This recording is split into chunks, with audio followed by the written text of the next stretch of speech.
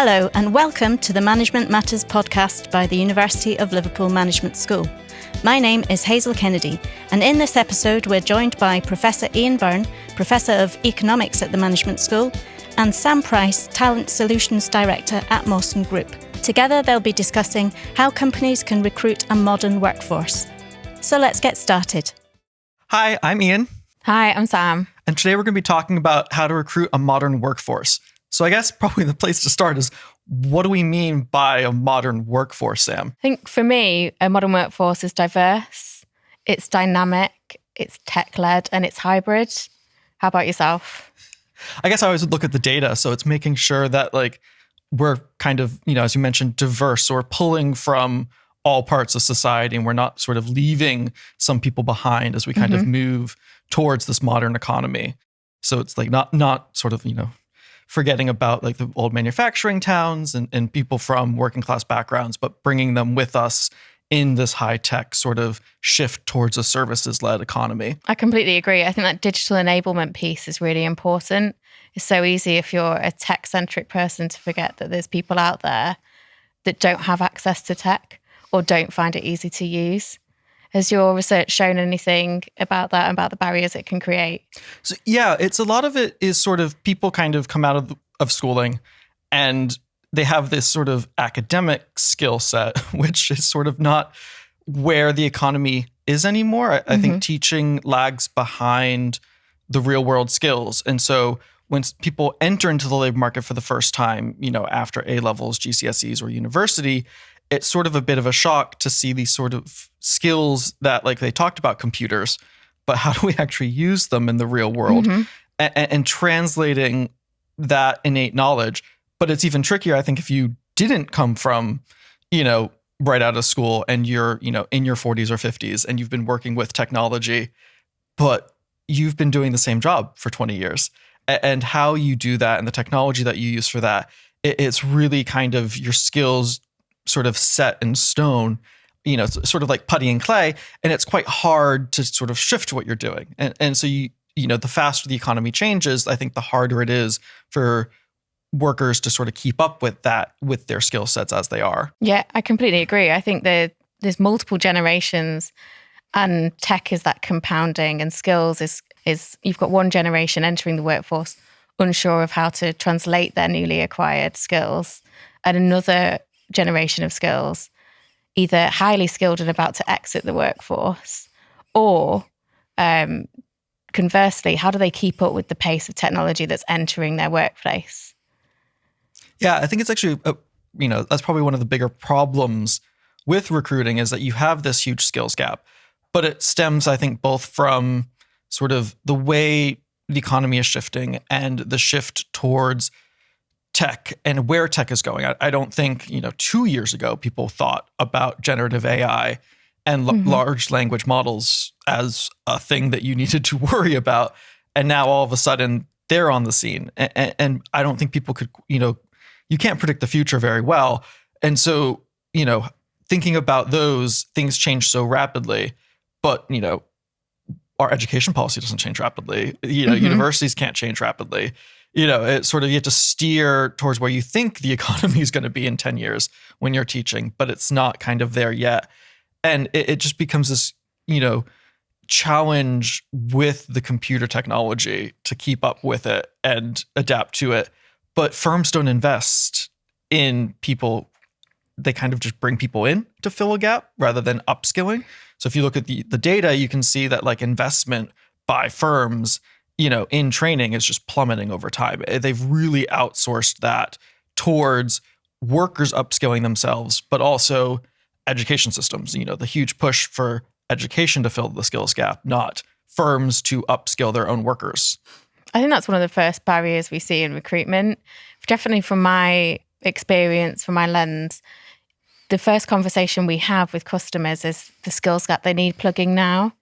Whether it be a flexible worker or a permanent hire, they're very focused on getting somebody that exactly matches their skills profile, that plugs that innate need.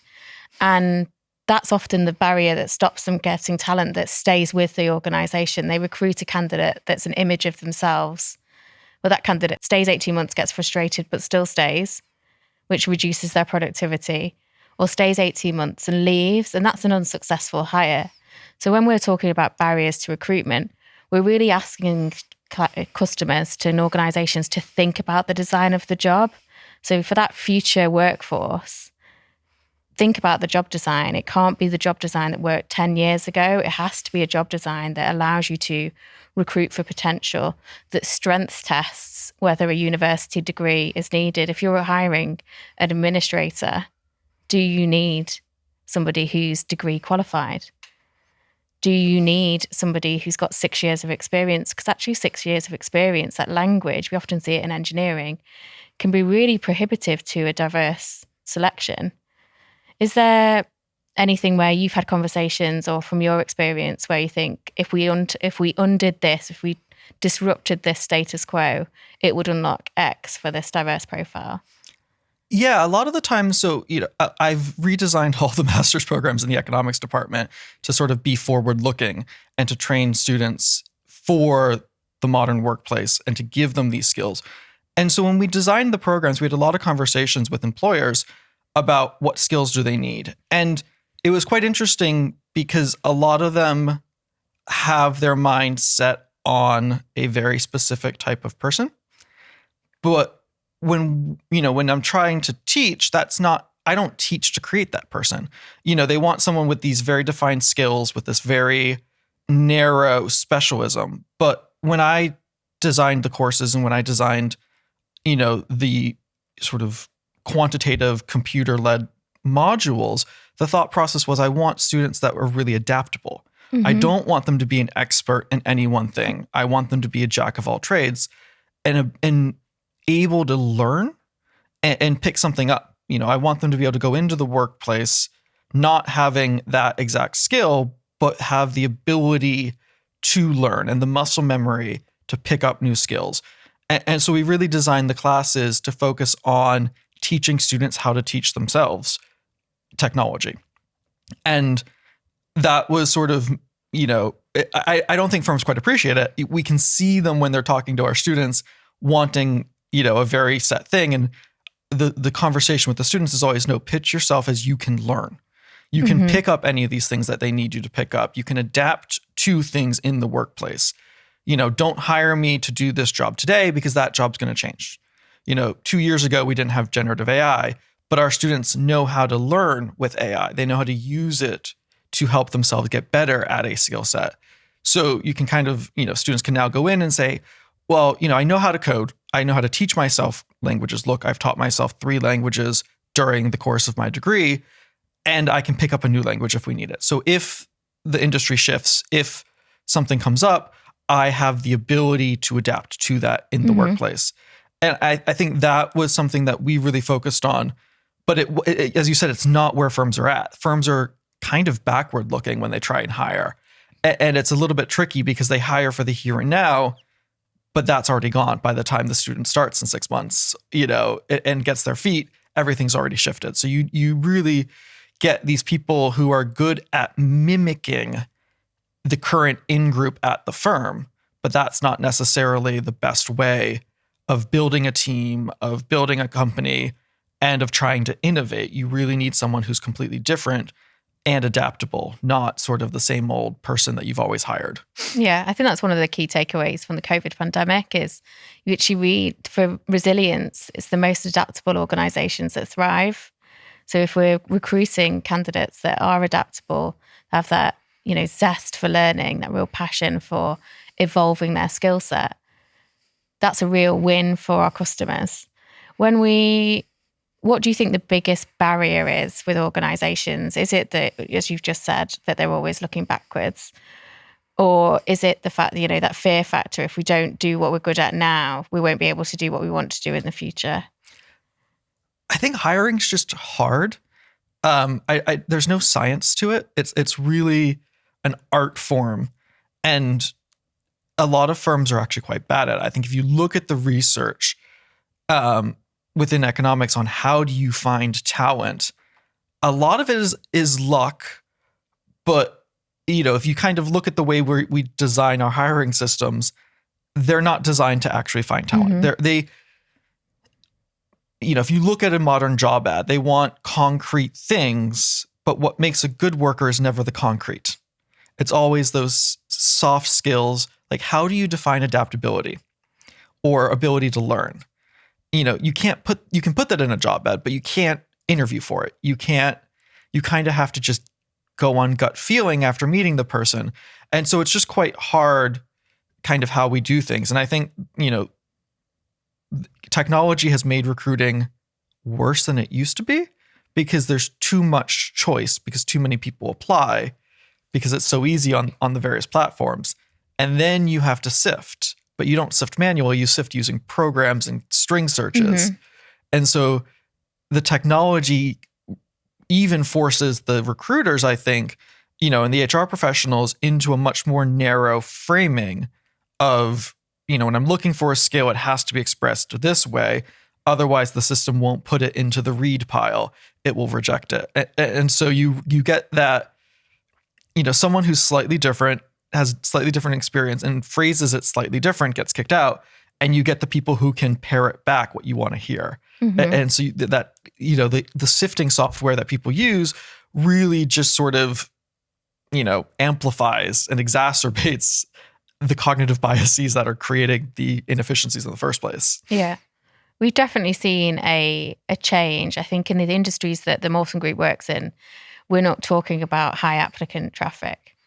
I'd say 90% of the job families that we recruit for are the UK's most niche talent, from core physicists, aircraft engineers, software engineers, to sonar specialists. I think what you've just said about the volume of traffic, we in a luxury world, we are churning out sonar engineers at a pace the UK demands. But we're not. And at the same time, we're encouraging our clients because we want them to have diversity of thought, getting diverse profiles into the business. We're seeing a real disruption with how we use psychometrics. So just to your point, you can't test well those softer skills, those skills that make us a full human. And psychometrics can increase, our science shows us that our accuracy of hire goes up to 70% versus using nothing. We're about 20%. We think we're incredible assessors of people, but the amount of bias that we've got means that 20% accuracy. So when we add science to it and psychometrics, we're really seeing an elevation of that candidate profile. We did a rollout with a client and they were able to double their intake of female candidates through the use of psychometrics. Yeah, because I mean, it's sort of that, it's nice because I think the information just acts as a disruptor, and the challenge is I think firms sometimes use the extra information as a crutch and rely on the science, for other things that like use your own judgment and you're fine. But I think it's great when you do have those biases of what's going to succeed. If you only have, male engineers who are interviewing candidates, they're going to look for people who are going to succeed. And then they look around the firm and it's only men succeeding.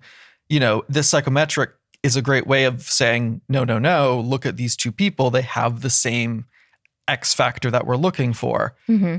Reconsider this woman, make sure you give her fair consideration, and so I think that's where the technology is great, is acting as a, not kicking people out of the filtering system, but actively bringing more people in and putting your eyes, on people that you should be looking at, but you were going to ignore. Yes, definitely. I completely agree. I think for me, sometimes forget the quick wins.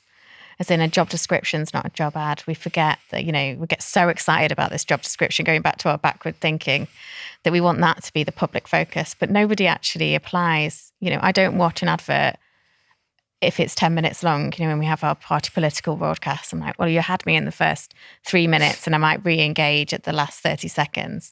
We want a hook. We've got a lot of information flowing around us, and diverse candidates are savvy.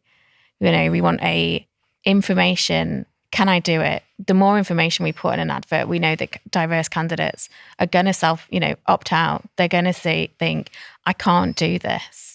We know our dominant groups are white males, however. 50% of that advert, they're like, yes, I can do it. I think the best story I ever heard on that point was somebody tell me that fresh out of uni and they applied for a CFO position because they'd done a business studies degree. I thought that is confidence. Yeah. It's, confidence comes before a fall. They didn't get that job. But I admired the confidence of that applicant. What we're asking clients and customers to do, if you want this diversity to increase innovation, is really think about that applicant journey and what they're absorbing about their brand. So is that advert a hook? Is it enticing?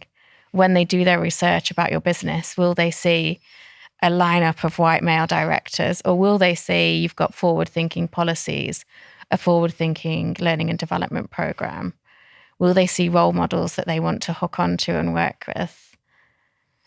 Yeah, I think writing job ads is definitely something that's really underappreciated. So I've done a lot of work about job ads because, within economics, I was kind of noticing that we were talking about hiring and people looking for jobs and people getting discouraged and not just leaving the workplace or switching occupations. And no one ever, they just say, oh, they just get discouraged. Well, why? And so, it's like, well, because you keep reading all these job ads. And as you said, they keep wanting X, Y, or Z, and you can only do X and Y. And you just feel like they're throwing too much out there, or they're using language that doesn't signal a place that you want to work.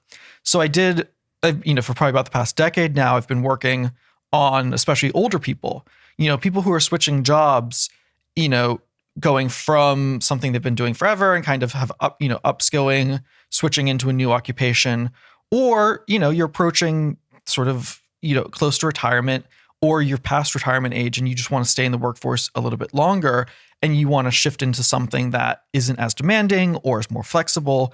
And sort of thinking about how are you going to bridge sort of full employment to retirement, and the ways that the language of the job ads influences the choices. I think a lot of people will use language in job ads because it sounds good to them, mm-hmm. without ever thinking about the ways that the language is read by other people.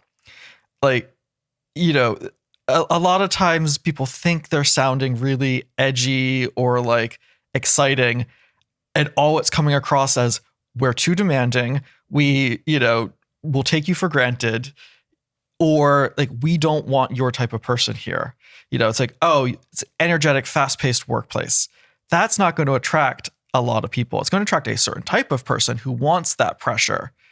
But a lot of people don't want to be in fast-paced, high-energy environments. They want to like do their job, do it well, without kind of feeling like it's sort of their entire existence. They, some people live for the job and other people, they work to live. And if you write job ads for only the people who live for the job, you're going to really discourage those people who want better work-life balance. Mm-hmm. And so we were actually able to show that the language that people were using was really damaging. So people using language around the physicality of the job would really deter older workers. Your secretary does not need to be in a fast-paced environment. They're the secretary. They're sitting down.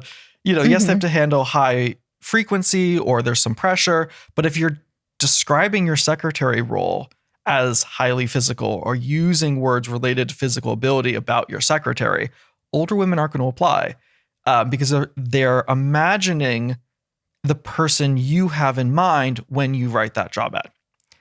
So if you're looking backwards and writing job ads for the economy 5 years ago, or you're trying to replace someone, I think this is, probably where firms get in trouble is they need to replace the person who left. So they write the job ad to replace that person. But that person was hired 5-10 years ago. So if you're trying to replace that person and not thinking about where does that role need to go, where do, ignore, Chris. Chris was there. Chris has left. But if you write the job ad to replace Chris, you're going to end up with this huge problem mm-hmm. where you're always going to be too far behind where things need to go. And so firms really need to be writing job ads thinking about the future, not kind of replacing people. That's not the role of a job ad. It's to attract someone brand new, not replace someone. Yeah. Who you know. I completely agree. I think the best way to disrupt that is thinking about the job description. So rather than thinking of this is the role, these are all the responsibilities, this is how we measure, is thinking about actually, rather than looking at the responsibilities, what does that role do? What are the outputs it brings? And that allows you to have a view on today as well as tomorrow. And it also starts to think about, if I'm a neurodivergent candidate, going back to your point on language, often we ask people to imagine, like, picture this. Well, when I'm a neurodivergent candidate, that's really hard for me. I can't picture what my life will be like in the role. I can't imagine. I want to know what I'm going to come in and do and what is expected of me. It needs to be very black and white. And then it needs to be backed up with a brand narrative that really articulates why you are a great employer. Yeah, I think that's something that's really underappreciated, is that narrative aspect. What language are you using? How are you describing your firm? And thinking about, how others perceive it. It's, you want people to work for you. You want them to come in. And, so you really need to be cognizant and quite open with your language. But, the challenge is then you don't want to use too vague language or too many buzzwords, because people can spot cheap talk a mile away. So, I think that the people are quite smart with the cheap talk. Things like, firms that a lot of firms will say they're, extremely sort of pro-diversity and very inclusive. But when you actually, so we've done this where we've sent fake resumes to real jobs to measure what firms actually do when sort of no one's looking. And you can actually see that when you apply to firms in the UK that say, oh, we're pro-inclusive, we have very strong inclusive policies, so these pro-diversity words in the job ads, they're equally likely to discriminate against, disabled candidates than firms that don't use that language. So like trying to signal it is really tricky, because a lot of people just throw it out there. And so that's where that bringing it back to that narrative and making sure that you actually believe this as a selling point for our firm. And don't just use the vague words that everyone's using, but really pitch it as something that's important and backed up by actions. Sort of, you'd never accept that vagueness from an applicant, so don't accept it from yourself when you write the job ad. I think that's really good advice, especially with Gen Z. They're like our most disruptive generation yet. And it is, they are asking for substance. They are asking for more. They entered the workforce in COVID. They are asking for more. They expect remote or hybrid working as standard. They expect flexibility without having to justify it because they're a parent or carer. They are looking at firms, sustainability, diversity policies. They are asking more, but they also don't expect a straight upwards development path. They're happy to have a squiggly development path because they are our learning machines. This, coupled with baby boomers are leaving the workforce and the UK isn't keeping pace with the skills demand it has. We look at the infrastructure projects. We look at what's happening in nuclear and green energy. Well, those baby boomers with that skill set are leaving, and Gen Z aren't. I nearly slipped up there. We had this conversation before the podcast, if I was team Gen Z or Gen Z, is not, it doesn't possess the skills, but it does possess something really unique. And that is that learning, that muscle memory, that ability to learn, that, thirst to acquire new skills. Is there anything that you've come across that's like particularly exciting as to how we're bridging that gap or could potentially bridge the gap? I think a lot of it is firms recognizing the value of the different generations. I think a lot of firms are quite scared of this intergenerational conflict. Gen Z comes in and they're very demanding. I think the key feature of Gen Z is that you can't just tell them something because they're going to ask why. So you need an answer to it. I think you see it a little bit with millennials. Millennials want more like work-life balance, but they weren't going to push as much. Gen Z is kind of taking that millennial kind of like asking why and then demanding if, the why isn't satisfactory, that things change. because I said so does not work with this generation. And there's a value in that. And baby boomers who are leaving have a lot of, I think there's that tension between the two generations because their approach to work is so different. But there's a value in them working together because the answer of why, the baby boomers know. They've done it before. They failed. They succeeded. They know why we do it this way.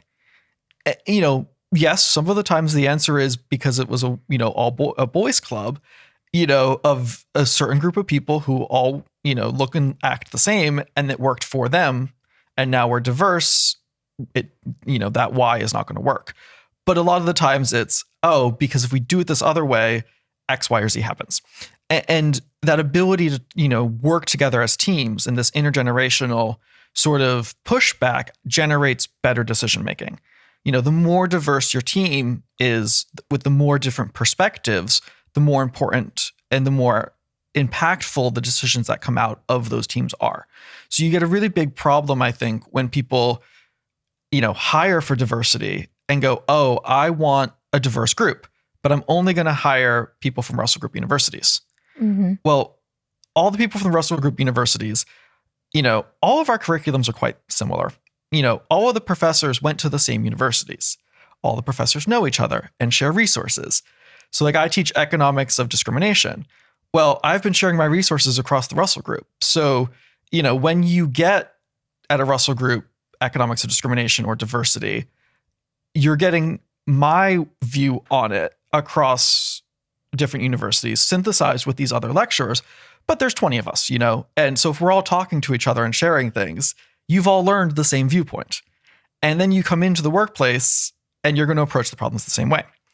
And you can just imagine that writ large for some of these private school education or upper class students or, people with a 2-1. You're going to get this, yes, they may look diverse, but they all think and approach problems the same way.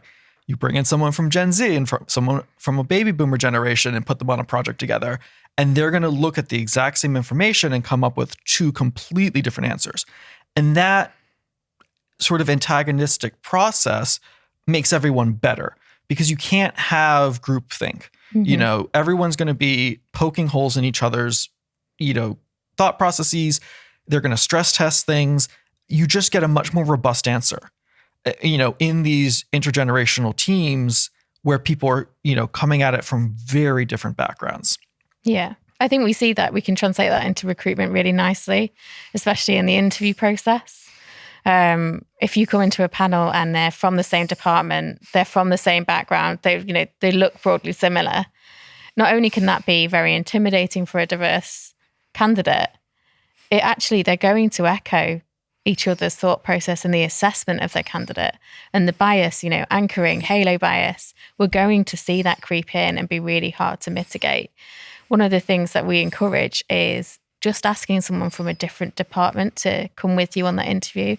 If you can't get, visibly diverse interview panels, because not all diversity is visible, disrupt it. Ask somebody who's a customer of the department to come in and support your interview process, not your colleague that sits next to you every day, because you're going to get that homogenous thought. Don't score the interview person, the candidate together, score separately and then come back together. There's really simple things that you can do to disrupt the way you're thinking. As soon as a firm says, they don't fit, that's probably a big clue that you need to take a step back and rethink about it. Because if you're looking for someone who's going to fit, obviously you don't want someone who's going to be antagonistic in an unproductive way or is going to be disruptive in an unproductive way. But if you want some, going, they're going to fit in great here, probably means that if you're looking for a person to fill the job who's going to push you and really help shape where you're going, that's probably not the person to pick. Mm-hmm. You want someone who is a little bit, they look at that really differently. I can see how they got that different answer. It wasn't the answer I would have given, but again, that doesn't mean it's the wrong answer. It's really that challenge of finding people who don't quite fit. And then how do you build around that to get a better, more productive team. I completely agree with it. I think the word we want our clients to use is complement. How do you find the candidates that complement your organization? They don't fit, they make it better.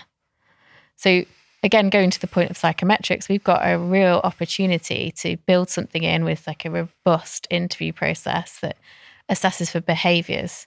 So those behaviors that you want to have in your organization.